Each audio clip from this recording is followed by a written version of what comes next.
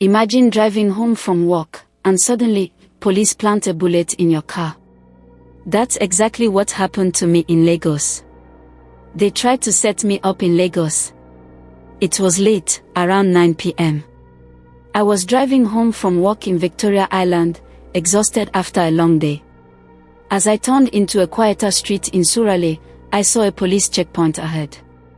Typical Lagos, police stopping random cars at night. One officer waved me down. I parked and rolled down my window. "Good evening, officer," I greeted, trying to sound calm.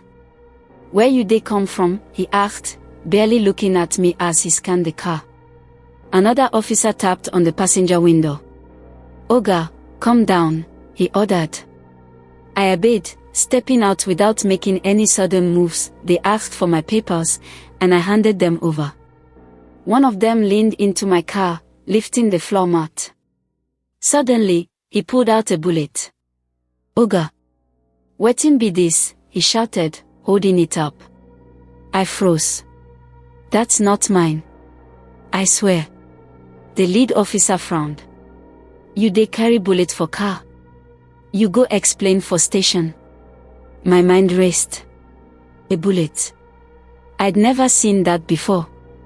How did it get there? I was still trying to process when I heard a familiar voice. An area boy I usually see around my mechanic workshop pulled up on a bike. "Oga, wetin happen?" he asked, noticing the commotion. He didn't back down when the officers glared at him. "I see when that police drop bullet for Oga car. No be him own," he shouted, loud enough for the growing crowd to hear. The officers exchanged glances. One whispered to the other. The lead guy suddenly changed his tone. "No misunderstanding. Oga, carry your papers, they go." They handed back my documents and left in a hurry. I was still shaken, but the area boy patted my shoulder.